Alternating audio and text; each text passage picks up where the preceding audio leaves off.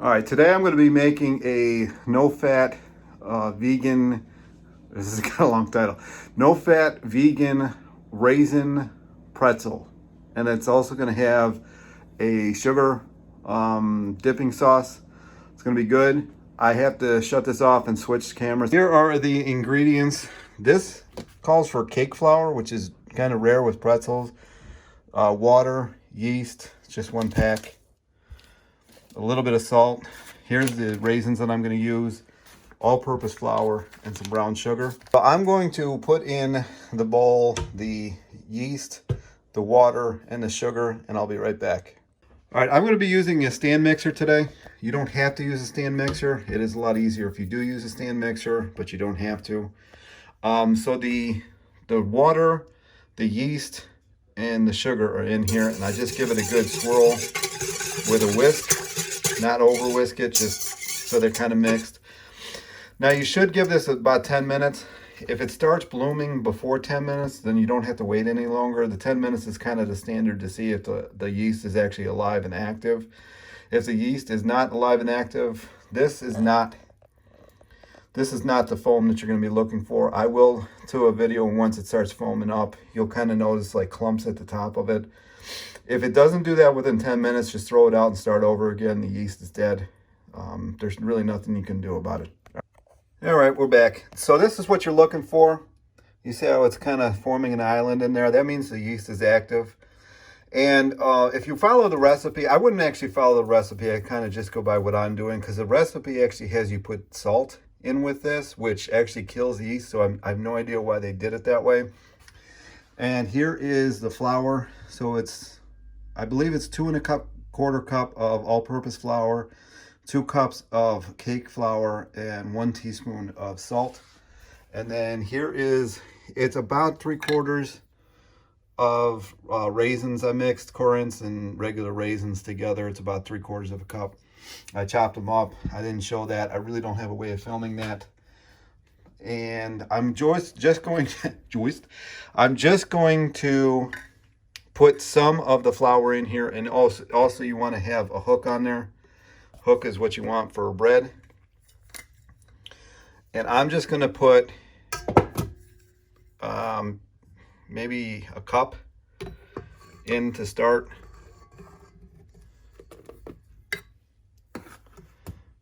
And well, this is a 1/3 cup here, so this is going to be a little more than the cup. And I let it get going like that. I don't put it all in at one time. I kind of form like a roux a non-cooked roux kind of consistency before I add the rest of the flour. But I do it very slowly. I'm not going to film the whole thing, but I would say overall it takes about 10-15 minutes to get everything incorporated and do exactly what you want to do. I also scrape down the sides. You can actually use the guards. I don't really use them. Here's the guards, so the flour doesn't come flying out. I really don't have a problem with that because I really don't put the speed up that high. But what I will do is I'm going to scrape down the sides and get everything in. I hope I'm not making everybody dizzy here.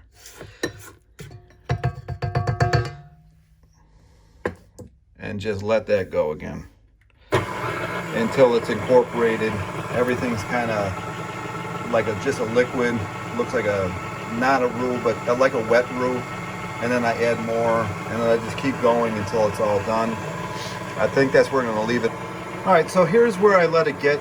This is after the first batch of flour that I put in there, flour / salt. I let it get to about this point. I know a roux is much thicker than this. This more like a batter maybe, not a roux. So then I just stop it. I lift it up, and I put more in. You can put it more in while it's running, but it throws it to the side so much that I just started doing it this way. I'm used to having a massive stand mixer, but this one, is just good. So start it again. And basically I just repeat that process. I scrape down the sides, I add more flour, and I get it to a point where I know that it'll actually leaven. Here is round 2. This is kind of what it's getting into. I'm going to stop it. I'm going to lift it. You can kind of see it's getting thicker. Well, not you kind of see. You can see it's getting kind of thick. So I'm just going to add 2 more scoops. And then I'm going to shave down the side, not shave down, scrape down the sides with my little spatula. If you've got a bread one, that's best. It's hard to do while looking at the camera while trying to figure out where the bowl is. And don't worry about being perfect. You can always scrape it down at the end. It's really not a big deal. So we're just going to run this again. So basically the same thing. Lock it. Run it. It'll throw things to the side. Don't worry about it. You'll get it all at the end. Now you can kind of see it's turning more into a dough consistency. That's what you want. And then I'll come back to the next round. Oops. Alrighty, this really was only a minute or 2 in between takes. You can really see it's turning into dough. So I'm going to stop it again. I'm going to lift it. You can really see it's starting to turn into dough. And scrape down the sides. Without making all of you vomit from being dizzy, hopefully. And I'm just going to put more in. This is quite a bit of dough. This is going to make quite a bit of pretzels. I don't usually make this big of a dough, but everybody likes a pretzel, so why not?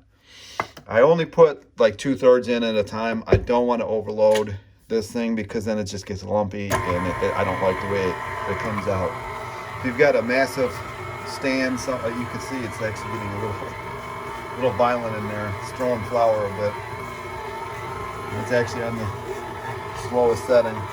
I might actually have to add water. That's another thing that you're going to have to watch for. If you're really going to have to, you never know how much water or flour is going to absorb until you start working with it. Every bag is different. Every cupful is different. So you just don't know what you're going to get until you get there. But you can see this is really turning into a good dough. And I'll come back. All right, about 30 seconds to a minute later, this is what it looks like. I'm going to stop it. I'm going to put the rest of the flour in. I think I might actually have to add. All right, sorry about that. I added the flour in. I just dumped it in. This is probably going to be a throwing flour match here. I'm going to have to see. This probably is going to need some more water. You don't want it too wet because the wetter it is, the longer it takes to actually to double in size. So I don't want that at all. I also haven't added in the raisins yet. So the raisins are going to be the last thing to go in. I'm definitely going to just have to add more water. You have to add a lot less water than you might think. So add it very small amounts until you get where you need to be. And also, this is not a shortbread. This is not a short dough. So you want this as elastic as possible. You don't, short dough is obviously something that's going to be like a biscuit or something that crumbles really easily. This has a lot of gluten stretching in it. Long gluten chains in it, and that's exactly what you want. So the longer you mix it, the longer you work the dough, the better the strains of gluten will be. You can obviously overwork it, but we're not anywhere near that yet. All right, as you can hear, it's spinning a lot faster now. This is exactly where I wanted it to be. I'm going to be adding in the raisins here. I don't know how to do this eloquently, but we will see how this goes. So I'm going to stop the machine. You really ideally would like to scrape this off the hook. I'm going to scrape this off the hook and I'll be right back. Alrighty, we're back. So I scraped it off the hook. I'm going to dump these things all in at once. I might actually have to hand knead this. If I do, there's absolutely really no way for me to film that. You can imagine what hand kneading is. I'm going to start this again. And all said and told, I think I've been working on this dough for about 15, maybe even 20 minutes at this point. Yeah, I think I'm probably going to end up having to hand knead this. We'll see what happens. When you hand knead it, you can kind of knead the raisins on the inside of the bread. That way you don't have them getting all hard in the proving process. So I can see there's a couple on the bottom there that aren't having it. I'm going to turn the speed up a little bit. I mean, ideally, with the kitchen style that I have, there's just nowhere to knead this thing. So the more I can get done in the stand mixer, the better off you are. If you're living in a smaller apartment or something like that, the more you can get done with the stand mixer, if you don't have counter space, the better off you're going to be. Welcome back. I got lucky. Here is the dough. It's sticky, but not too sticky. So I'm just going to plop this in the bowl that I'm going to be proving it in. So you see about what size it is right now. I did have to use, this says 0 grams of fat. It is organic canola oil. I have used some other kinds that have a little bit more fat in them. They do work better, but this one basically has no fat in it whatsoever. So this is what I got to use. I've tried other methods. I've tried doing flour. I've tried doing parchment paper. It just does not come out well. Another thing that I want to say before we put this to prove is always keep a clean kitchen. I have a messy downstairs. Most of the people you would ask that know me would say that I'm a messy person. But when I'm cooking or baking, I always keep it clean. It's a lot more efficient. All right, I figured I might as well show you this while I'm doing it. This is a wet tea towel. I use warm water. I just put the dough in there, put the wet tea towel over it. And now I'm just going to put this in the oven. The oven's not on, but the oven kind of keeps the temperature to it. And I always put the light on. So when you put the light on, A, it adds a little more heat to it. And B, everybody's going to know that the light's on, so they're not going to just turn the oven on randomly. Alrighty, we're back. Let's see what happened. It basically doubled in size. That's what you want. Some say to punch it down. I really don't do that. What I'm also going to do is, here's a 30 cup of baking soda and 8 cups of water. You want to put that in there, turn it on high. Well, as high as you can get it. And then you want to set the oven for 450. This way, by the time you're done rolling out and making the little pretzels, you'll be ready to rock. All right, so I dumped the dough out onto a table here, and I also got my pans ready. This is a non-stick copper sheet, I guess, and I just put that on a regular baking pan. Then you take something like this. I know this is Pampered Chef. I don't even know if they still exist. And it's just, I'm going to cut this dough into 14 pieces. All right, this is how it looks after you divide it. All right, I got somebody to hold the phone for me, or the camera. Here's the little ball of dough. You just want to come out from the middle.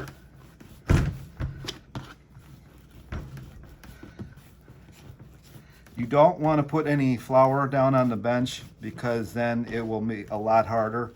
You actually want the resistance. Once it's about this long, I just come out, twist it once, twist it twice, pull it, and that's going to be a pretzel. All right, here's what they look like all said and done. Now it's into the water. All right, so almost final stage. I'm going to be putting these into the water. It's not quite boiling yet, but it'll be fine. If you want to follow the recipe, you can. The recipe is wrong in my mind. I do it this way. I'm going to let those boil for about 30 seconds.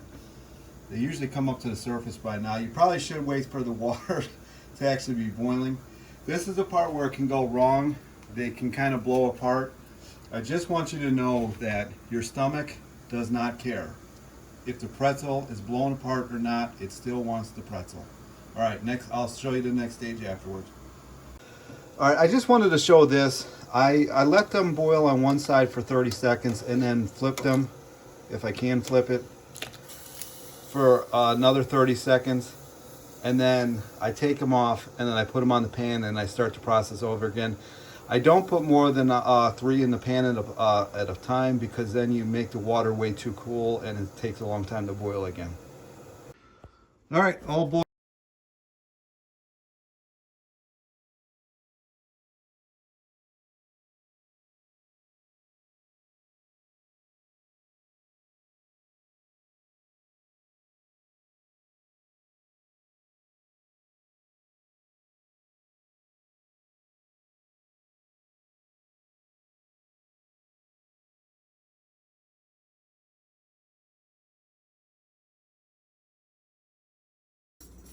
All right, here they are finished. It did take about 15 minutes. The bigger ones are a little lighter, but I'm gonna eat those today, so it won't be a big deal. Just remember the pretzels originally were created to be taken out into the field or during war times because they were a much drier dough and they didn't mold up as quick. So this is a perfect thing to make before you're going to be going on a long bike ride or a long hike or something. You can just throw them in your bag, have some water with you, and you've got everything you need with you.